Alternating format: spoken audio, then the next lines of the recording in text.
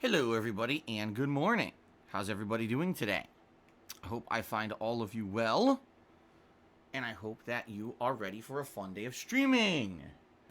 And hopefully the weekend's going well for you as well. Today is the 30th of August, 2020. We're almost at the end of August and heading into the busy gaming season. It's almost upon us. Almost. And I emphasize almost. It's not here yet, but almost. And I hope you guys are ready. Because, man, it's going to come out of nowhere. We're going to have new release, as usual. And the next few months, I really feel are going to fly by. I feel September, October, November are going to be here and gone before you know it. Because there's going to be so many new games to play and talk about. And then the new console releases. That we are just going to be boom, boom, boom, boom, boom, boom, boom. Oh, my God, it's 2021. You know, that's kind of how I feel. Now, maybe not. Who knows? You know, let's be honest. The pandemic this year really screwed up the passage of time in a lot of ways. Just feels different, right? So I guess we'll see. But it's coming. So this is kind of the calm before the storm. All the stuff that we're doing right now is pretty much, you know, just kind of finishing up stuff that we've been playing and or doing some ongoing playthroughs, as we'll talk about today. The good news is some of the playthroughs that I've been doing are nearing their end, which is good because I want to wrap up as much as I can before the new releases hit. You know, as it is, there have been certain playthroughs, i.e. Fire Emblem, that I have not really had much opportunity to even focus on because there's been so much going on. Okay? So we shall see. So let's talk. Let's talk about the schedule. Let's talk about what's going on. First of all, last night, I determined the winner of the poll where you guys voted to see what kind of a marathon we were going to do. And the winner is a rage-inducing marathon. That marathon will take place in late September. No date set yet because I'd rather wait and see how the releases are going in late September. Plus, remember, we may be doing a 300 vest celebration at some time in September. And obviously, we don't want to have it be the same exact time, right? We want to just stagger them a tad bit. So, we'll see what happens, but, yeah. So, right now, what I've done, I've set up a thread on my forums where you guys can now nominate rage-inducing games that I will play during said marathon. Alright, please nominate. The more games you nominate, the better. I'm going to be reviewing all of those nominations at some point in early to mid-September to see what you guys have suggested and see what ones are more viable. Now, I just want to say this up front, a couple ground rules in regards to this, okay? First of all, it's highly likely that if you nominate a game that is not a $60 full-on release, that I'm going to play it much over a $60 full-on release. Why? Because this is a marathon. Unlike Viewer's Choice events are where I guarantee you that I'm going to be doing a playthrough of a game from start to finish, and therefore the cost of the game really doesn't matter. Okay, versus a marathon event is one day where I'll be playing these games, and chances are I'll only be playing them for about an hour and a half each during that marathon. Now, I'm not saying that if I play a game during a Rage-a-thon and it ends up being a game that's really entertaining for you and me, that I won't go back and replay it. In fact, several games during the Rage-a-thon last year ended up being playthroughs that returned, okay? But what I am saying is, I'm not dropping hundreds of dollars on a one-day marathon event, especially in light of the fact that not only do we have a ridiculous amount of new releases coming out in the next few months that I need to spend money on, but also the new consoles, okay? I have to be wise about how I spend my money in the next few months. So, that being said, please nominate games that are readily available, games that aren't super expensive, okay? Games that hopefully are not super rare. For example, if you nominate an obscure game on the PlayStation 1 that you cannot easily get, it's not on PSN, and it costs $100 to buy it off of Amazon, chances are I'm not getting it. You see what I'm saying? Also, let's be smart here, okay? If you sit there nominating games that you know I don't like and or games that I've told you a million times there's a reason why I don't feel like I should play them, chances are that's going to be a waste of a nomination. And also, let's be honest here, games where you know that they'll cause rage within the first hour and a half. versus a game that has a lengthy intro segment, and then I'm never going to get to a part that's rage-inducing. So I'll give you a perfect example. Code Vein. All right? Code Vein is a game that people have asked for the past 8 months or so, mostly because they know it gets on my nerves when they ask for it, and I have no interest in it. If you nominate Code Vein for the Rage-a-thon, you're stupid. Because number one, there's nothing in the game that's rage-inducing. It's a Dark Souls clone with anime characters. Okay. Number two, playing that for an hour and a half, I'm not going to get to anything difficult. I played the beta, and the beta wasn't really difficult. It was actually only the optional grindy style stages that had major challenge to them. The story was actually easy. So, if you nominate Code Vein, that's really stupid. Okay? Now, another thing that I want you guys to realize, depending on the kind of game you nominate, it may or may not be rage-inducing. You may think it is, but it may not be. And I'll give you a perfect example. Street Fighter V. Twice in a row when I did a Rage-a-thon, people nominated Street Fighter V. Twice in a row, I didn't rage when I played it. In fact, last year, during the Rage-a-thon that I did in the late summer months, and I played Street Fighter V, there was no rage at all. I won a bunch. I picked Ryu, who is the only character who I could even remember anything of how to play, and I actually was winning tons of matches. And people were like, what the hell is this? Well, I was like, well, what did you think would happen? I haven't played the game. I don't play the game at all. So my ranking stays where it was. Everyone else has been playing the game constantly, so their rankings are sky high. So when I'm playing online, it's matching me with scrubs. It's matching me with people who don't play the game or aren't good, and I'm beating their ass with Ryu. You see? So you got to think about, really, you got to think about wisely about what you're going to nominate.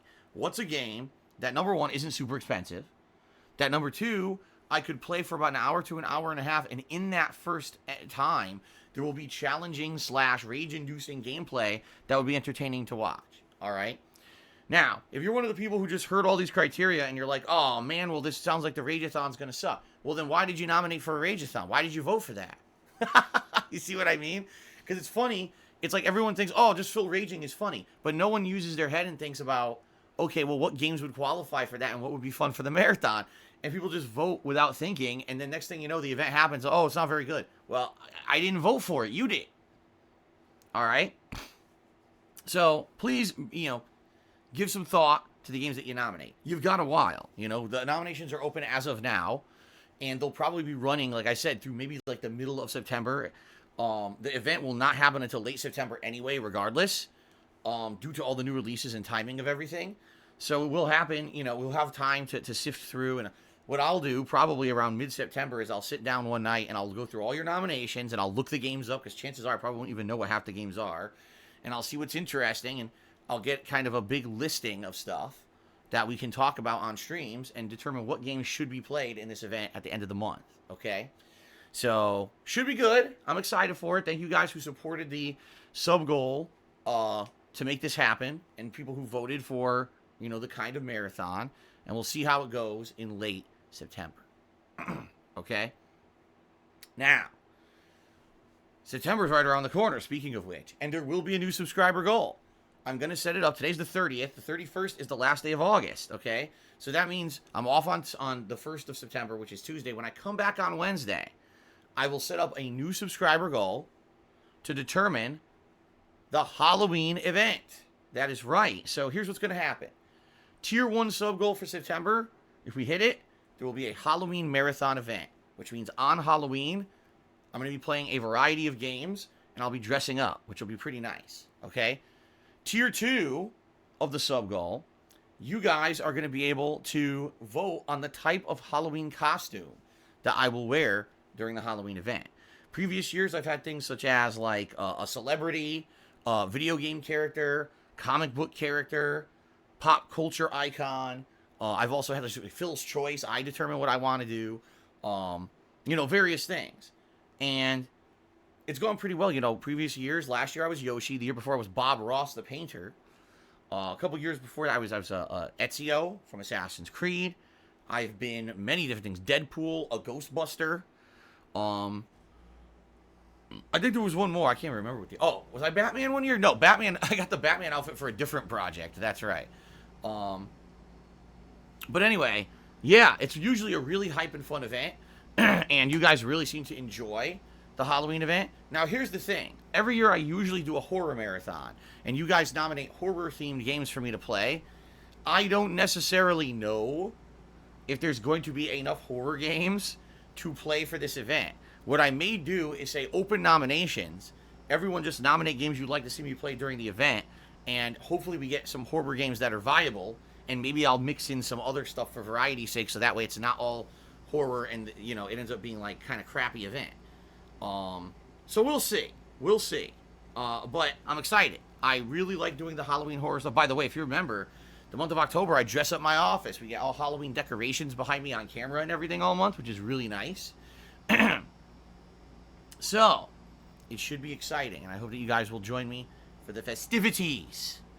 Alright? So, that's all starting later this week. When I come back from my break on Tuesday, on Wednesday, we'll start with those sub-goals and get it going. Alright, guys? Good stuff. Okay, but now, when we got all that stuff out of the way, let's now talk about today and the rest of the week and everything you can expect here on the streams, okay? So today we return to Arkham City.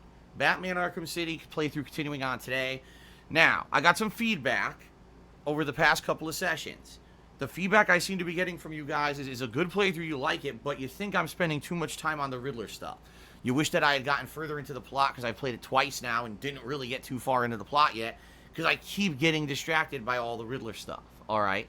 So what I think I'm going to do is I'm going to continue on with the plot, alright? And if I run into major side content, which happens, it just appears on the map, then I'll do that. But I think today I'm going to try to stay away from the Riddler stuff, because you guys have literally shouted out and said, stop it, it takes too long, and we want to see advancement of the game. We've already done the Riddler stuff the first playthrough. Not to say the Riddler stuff doesn't help, because it does. It unlocks upgrades and stuff.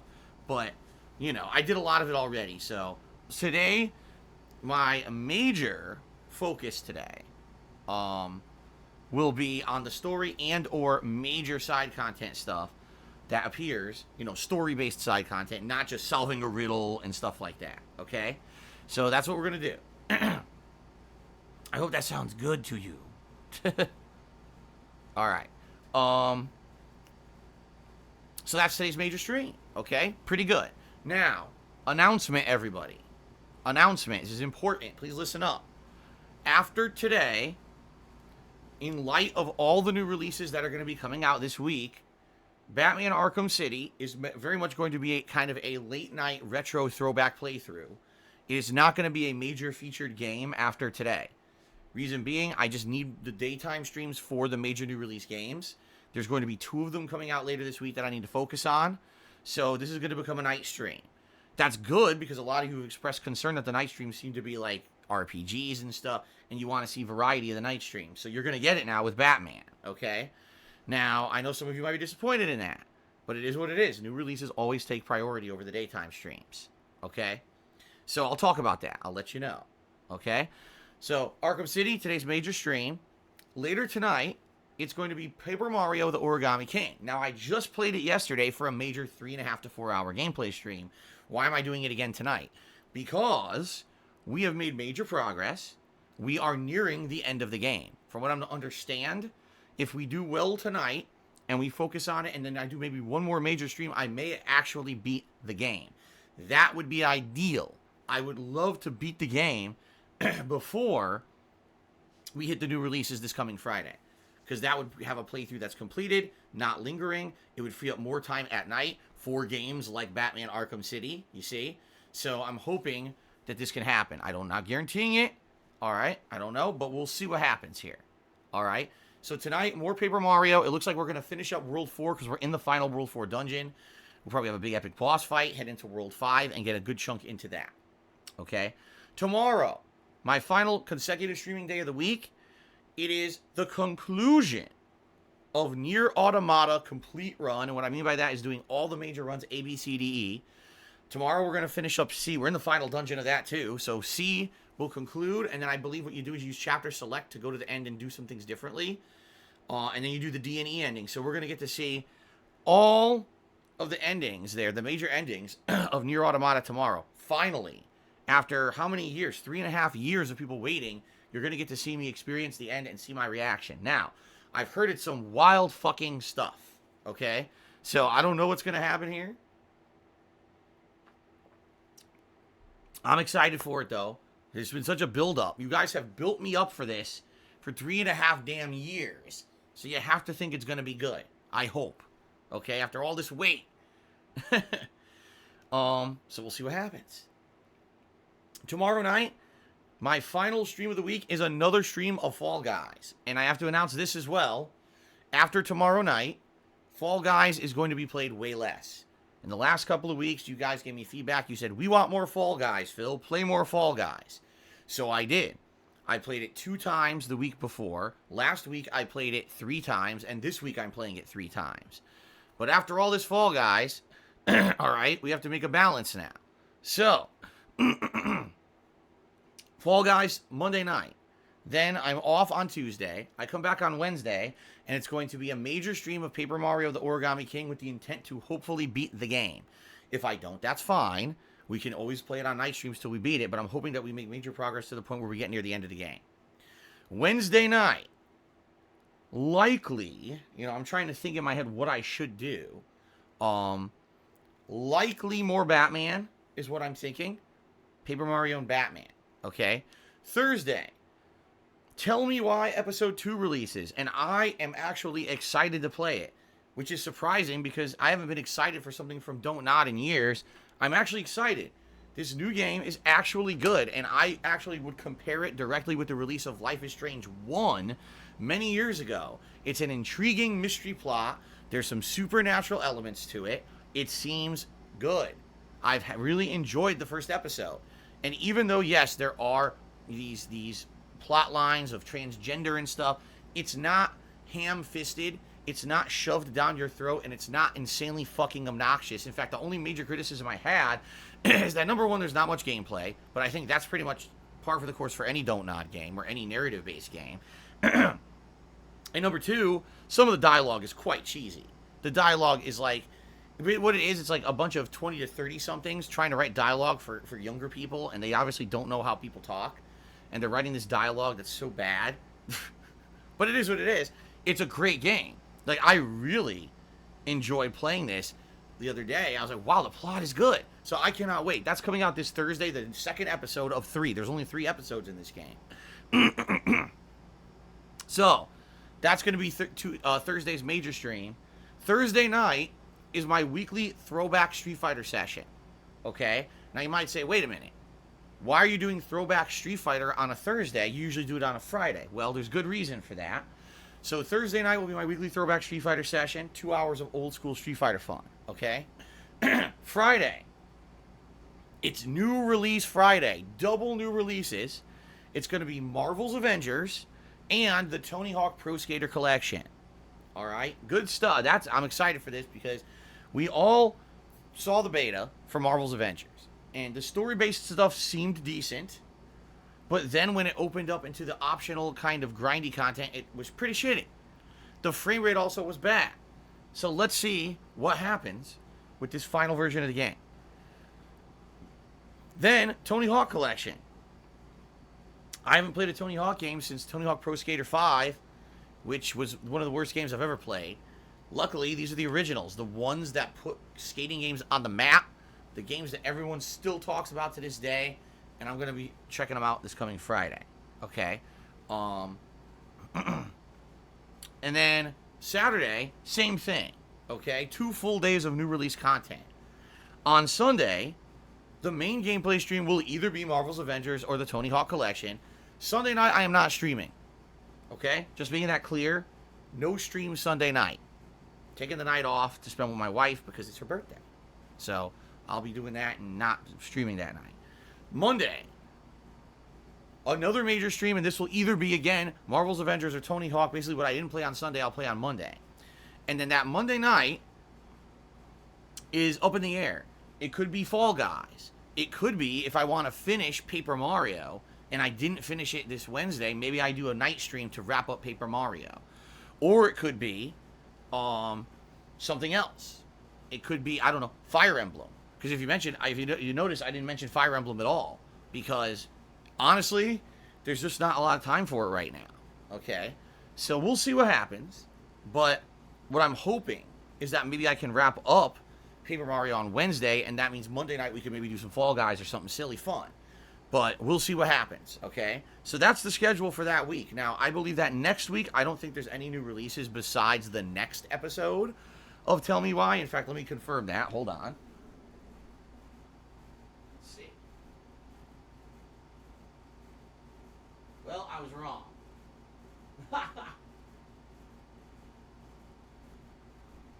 I'm wrong. The next week is the DLC expansion for the Outer Worlds. Oh, shit. I guess, really, it's going to be very hard to tell what we're going to be doing on a daily basis moving forward. Reason being, we don't know much about these games. Like, for example, Marvel's Avengers.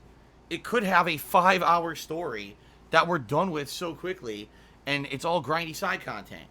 Or it could have a robust 20-hour story, and we just don't know it. So, without knowing much about these games, there's not much we can do to plan, okay? What I will tell you is that every major stream will be a new release, while the night streams will be the ongoing nighttime projects, okay? So, yeah, we'll see what happens, all right? We'll see. I apologize that there's definitely going to be games that are going to have to go on the back burner, and there's nothing I can do about that, all right? You know, there's so much going on with new releases and everything. It takes up time away from other stuff. What can you do, right? So we'll see. What I'm thinking is, of all the stuff coming out, it may have to be the Outer Worlds DLC that waits. It's a DLC. Let's face it, people don't get super hyped for DLCs these days. They just don't. Even though I really like the Outer Worlds and I'd like to play the DLC, maybe it'll be something I save later on for more appropriate times. I don't want to be in the middle of Avengers and Tony Hawk and have all these other playthroughs like Batman and everything going on, and now I gotta start a new game. It's like, how's this gonna happen, right? So maybe the Outer Worlds DLC will be what puts on hold while we focus on everything else. We'll see, okay? We'll play it by ear, and as we get further into September, we'll determine what is and isn't going to happen on a new release day. All right. So there you go, guys. All right. Outside of all of that, just trying to think if there's anything else in my head that's going on that I want to talk about, gameplay-wise or schedule-wise. And honestly, yeah, no, nothing. Oh, hold on. Oh, stretching. Nothing is really coming to mind. So what I'd like to talk about today on the pre-stream a little bit is what's going on with the movie industry amid the whole pandemic. All right.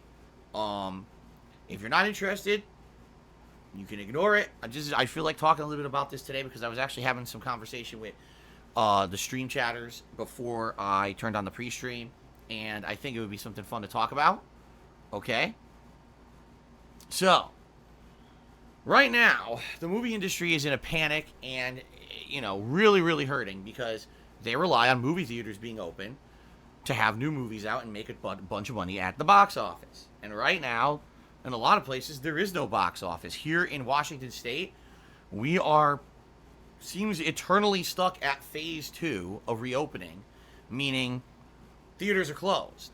The only places that are open are retail stores, restaurants, supermarkets, pharmacies, at a limited capacity, okay? Which means they can't even have their buildings above, I think it's like 30 to 40% capacity or something. It's a limited capacity. They have not allowed places like bowling alleys, theaters, arcades, sports events. Like, none of that is possible right now. It's still closed. So because of that, everything's kind of screwed. Entire industries are screwed up. We actually had people who own bowling alleys and people who bowl were doing giant petitions to our governor here saying our entire industry is going to go out of business unless you allow us to reopen. We swear to God we'll take precautions to stop the spreading of COVID. Please let us reopen before our businesses tank. Okay? Now, I'm well aware that in some places, movie theaters have opened. Okay? But really, it's not widespread. It's not universal yet. Okay? So what these movie companies are doing is they are doing digital releases. In fact, there have been a couple movies that went straight to digital that actually have been huge hits. One of them, I know this is going to sound stupid, but one of the movies that went straight to digital and made a ton of money was a Trolls movie.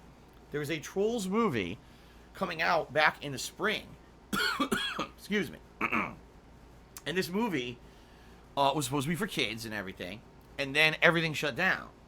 So they did a purely digital release, and they made more money on the digital release than they were actually estimating they were going to make in theaters. That's pretty fucking crazy, isn't it? I mean, I wouldn't have guessed that would have happened. I would have guessed maybe they made some money, but I wouldn't have guessed that they would have actually broken the estimation that what they thought they were going to make in a physical release in theaters. Now, this caused a huge problem because movie theaters lashed out at Universal Pictures, who is the production company, whatever you want to call it, the studio that made that movie, and said, you fucked us over. You basically completely screwed us over because this was supposed to be a major moneymaker for us, and the fact that you decided to release it digitally instead of delaying it because of the pandemic, that's money out of our pockets. What are we supposed to do? Are we going to go out of business? And there was this big thing where AMC, which is a huge movie theater group in the United States, said, we're going to boycott Universal Pictures. We're not going to play Universal Pictures anymore. Now, I don't even know if they're still going with that or not. Okay, I have no idea. But now we're in a unique situation because some movies are coming out in theaters, some aren't. Some movies are trying to come out in theaters, but the theaters aren't open widespread, so obviously you're not going to get the amount of money you used to do for these big movie releases. So how do you handle this? Okay, everyone seems to be taking a different approach, and there does not seem to be a consensus on how to handle it. Disney announced this week that their movie Mulan, the live-action version of Mulan, by the way, the animated classic from, what was it, the late 90s? I'm pretty sure it was the late 90s. I think it was, what was it, 98, 99, something like that? I'm trying to remember the exact year it came out. I could be wrong. It might even be earlier than that, like 96. I can't remember. But anyway, they announced they're going to put it on Disney Plus. Okay? And you're like, whoa, really? Disney is actually going to just put their movie directly on the on-demand system? They're not going to try to release it in theaters. They're saying, fuck it. We're just doing it for our subscribers who have Disney Plus, the digital subscription service, much like Netflix and all that. But there's a catch. They're only going to put it on there if you have the Premier service. And you may say, what the fuck is that? Well, apparently, it's a giant expensive thing you have to pay, like $30. And for now, you're only guaranteed to get Mulan. They're claiming this will be like a tiered service, where if you pay this extra $30, you're going to get other content. But it hasn't been made clear what the hell that content's supposed to be. Will it be future Disney movies? Will it be shows? Will it be behind-the-scenes content? Like if you bought the DVD and you get like the behind-the-scenes shit on it. What is it? It hasn't been made clear. And, $30 extra? The way I see it is this. You go to the movies, all right? You buy 2 movie tickets. Probably going to cost you between $10 and $15 each. And you go buy a bunch of concessions or whatever, which probably run you another $30. Right? And you go in there and you see it in a nice theater with giant screens, surround sound, awesome presentation, right? Of course, you also got people with their babies screaming. They're on their fucking phones and, they're being obnoxious. So there's definitely positives and negatives to seeing movies at the theater. And I basically am of the opinion now, these days, it's kind of shitty to go see a movie in person. It's just a bad situation. Unless you end up going, in the middle of the week, when most people are at school or work. Of course, not to say that there's school anymore. But, you go middle of the week, midday, discount matinee showing with 5 people in the theater, then it usually could be a good experience. But the whole movie-going experience has not exactly been a good thing in the last 10, 15 years. It's actually just gotten worse and worse and worse, in my opinion, and way too expensive. Okay? Now, here's the thing. Okay? the way that I'm supposed to understand this works is this premiere package system is an advanced screening system. What that means is eventually Mulan is going to be on Disney Plus anyway. But obviously they're not going to put it on there for everyone the day it's first released. So if you pay this $30, you now get this access, this exclusive access to see these movies at release, and everyone else has to wait like several months before the movie will be like widespread viewable for everyone else who has Disney Plus. Okay? Now, first of all right, I don't know how I feel about this. Disney Plus was supposed to be the on-demand service for Disney. You're already paying for it. Like, that was the agreement that we made, is that we pay and we're going to get access to all this content. Why are you now asking us for more money? I mean, yes, admittedly, the coronavirus pandemic, no one saw it coming. And yes, it's a massive blow to the movie industry. But you're Disney. You know, this is not some Joe Blow indie house production company that's about to go out of business. You are motherfucking Disney. You have insane money rolling out of every orifice of your body. If you fart, $100 bill shoots out of your ass. You know? So why the fuck do you need that much money? $30 extra to see this movie. Okay? Now, admittedly, that's probably $30 they would have gotten if you went to the box office. But there is no box office, at least in a lot of places. So, to me, it's like, it doesn't really make much sense. It doesn't seem to be very pro-consumer. And their promise, just trust us that in the future. No, really, trust us, man. We're totally reliable. We're totally not going to, like, screw you over and charge you $30 and then you get nothing later, right? The other thing about this is the Mulan movie already was not getting a lot of hype behind it for various reasons. No Mushu, who's the cartoon dragon from the original animated feature. No captain of the guard who trains the troops. He's been cut out of the movie. And all the advertisement seems to be making the movie kind of look like a Chinese kung fu movie. Which, I mean, not to say that I don't like Chinese kung fu movies, but there's about 4 billion of them. Do I necessarily need to pay $30 to see the one made by Disney? So, already, and then of course, the actress, apparently, who plays Mulan, came out and said pro-China statements during the whole course of the protests in Hong Kong that were anti-China. That didn't help it. So already this movie had a lot of things going against it. And now you're asking people to shell out an extra $30 on top of the fact that they're already paying a monthly subscription to Disney Plus to see this movie now. I don't know what's going to happen. But then again, okay, I'm shocked that the Trolls movie made as much money as it did. Because I think that movie, if I remember correctly, weren't they charging like $15 to $20 for the Trolls movie? I could be wrong, but I think it was like $15 or $20 to see that movie digitally. And it made a ridiculous amount of money. So, maybe this is the future. Maybe it isn't. But what does this say for in-person viewing of movies?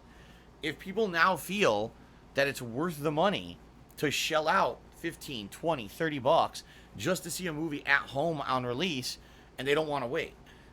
Now, there's other movies that have followed suit. Bill and Ted 3, which was supposed to be a giant blockbuster movie of the summer, I believe just released digitally as well. Now, I don't know how well it's done, but that was a giant one too. Like, that was one people were for years talking about, and it just came out digitally because there's not enough theaters. There was also the Tenet movie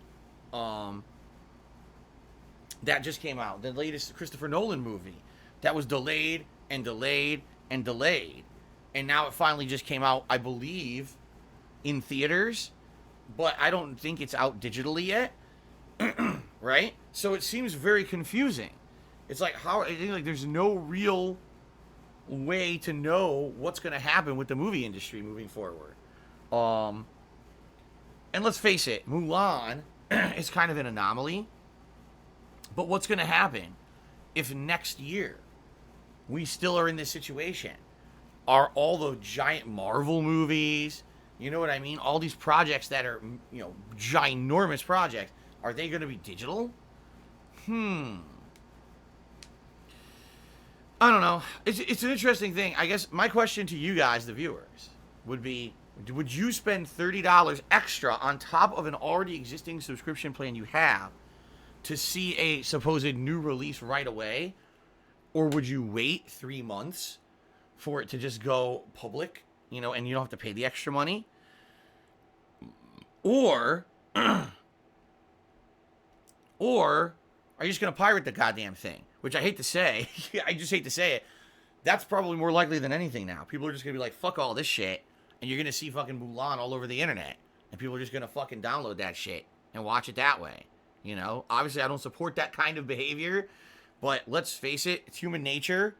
And if you don't make it readily available for people who are willing to pay, and you're asking them to pay more, you're going to get that pushback. That, oh, well, fuck you then. You know? And I'm curious what happens with this movie. You know? I'm very curious what happens with this movie. Because obviously Mulan's going to be more high profile than a random Trolls movie. And so let's see, I guess. You know, it's coming out. When is it coming out? I think in a few days. So I guess we'll see. Are people willing to pay? Or what's going to happen?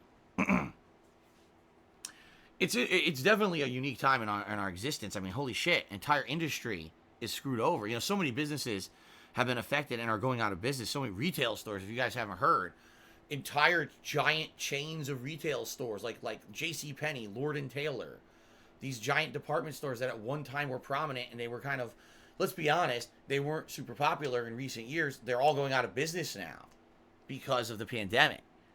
And it's like, damn, you know, how many of these places are going to be super affected by this shit, right? So I guess we'll see. But the thing that really gets me is the small places, because those are the places that you're never going to see the likes of again. You know, there's a few local businesses here in where I live here in Washington State that I really enjoy going to, and they're gone. They're just gone. They closed down. There was a place that was an independent brunch and coffee house where one time Kat and I went there and we got some good lattes with like homemade waffles and fruit for breakfast. They're gone. There was a place that was really, really good Mediterranean food. It was fresh chicken or lamb or beef, and you could get these skewers or you could get it in a gyro. And we actually ordered out once to support them during the pandemic before everything had reopened. We had ordered out and the food came. It was fucking amazing. And we were like, dude, we love this place so much. And then we went to order again. Out of business. They'd gone out of business. Like, wow. So, it sucks, but, you know, what are you going to do? I don't think anyone saw it coming. I don't think anyone knew what this year would bring. Holy shit. You know, crazy, eye-opening, world-changing shit going on. All right, I think I've gabbed long enough. What do you guys think? You want to hear me gab some more? Or should I just start shout-outs? I think we'll start shout-outs. All right, so thank you to those who contributed so far. We have some overnight contributions here. Narcissus did a 665-bit cheer overnight. Thank you very much to Narcissus for the overnight cheer. Golden Colts also did a 50-bit cheer overnight and said, let me get a pizza with ice. What? Let me get a pizza with ice. What the hell does that mean? Do you mean a frozen pizza? Or do you mean like actually putting chunks of ice on the pizza? Now that's something I never heard of before. I'm pretty sure I wouldn't want a sopping wet pizza with chunks of ice on top of it. Yuck. Anyway, thank you for the cheer, Golden Colts. Shao Kahn Artist tipped me $10 to get tips started today. Thank you very much, Shao Kahn Artist. I appreciate that. I'll get him up on the leaderboard before I read what he has to say.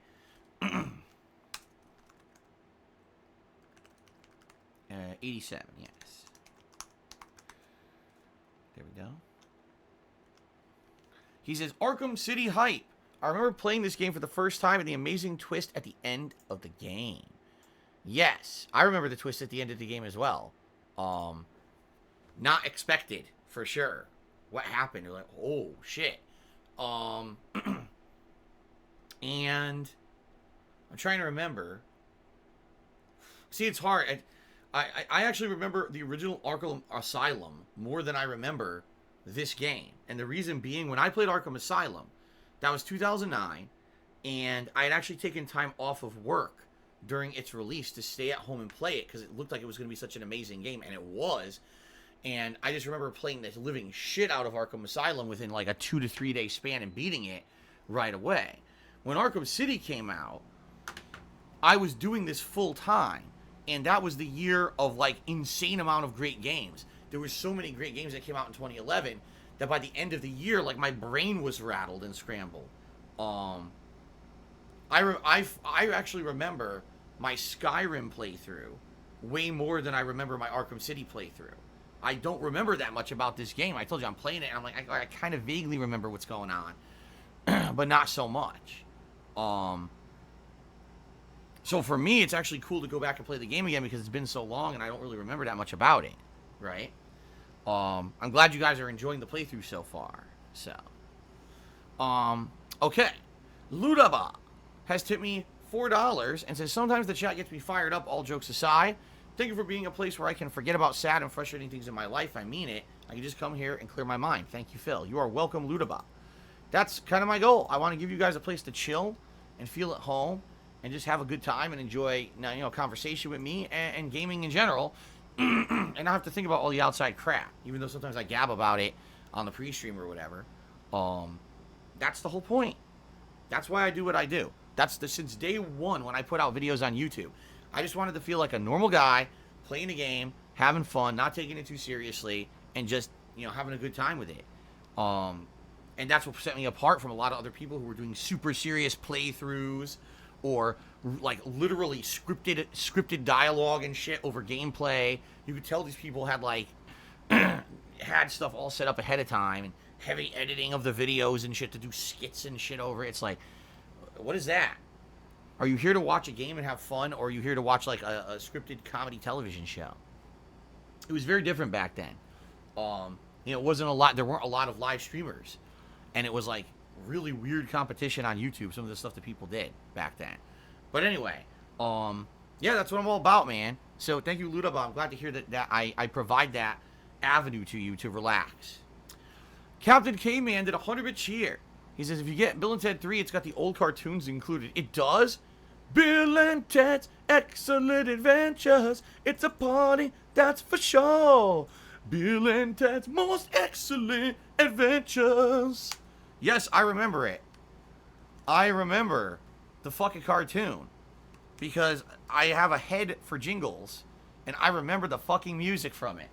And I haven't heard that music since, like, it came out in the 90s, and I remember that song. That's pretty cool. The Bill and Ted cartoon is with it. That's pretty funny, man.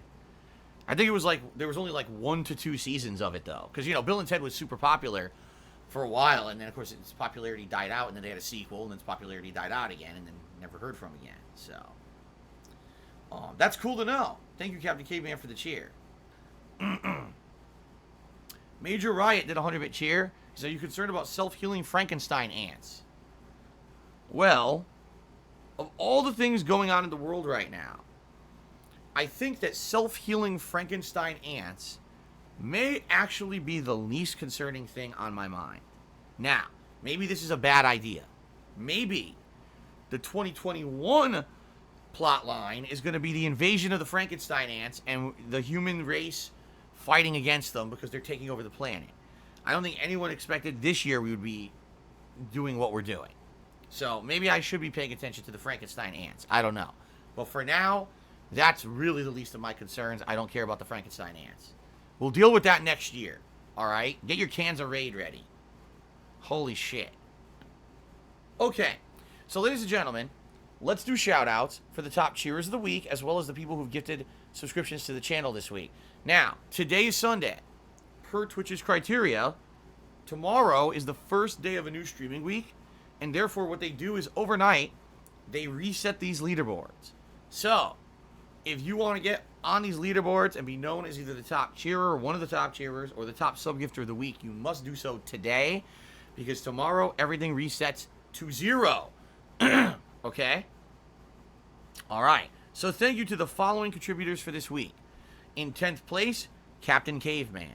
In 9th place, Jethro's Main. In 8th place, Spartan King. In 7th place, Sambuca 2020. In 6th place, Ripley Atomic. 5th place is Nin Star Room. 4th place, Timbo Slice. 3rd place, Liza Versol.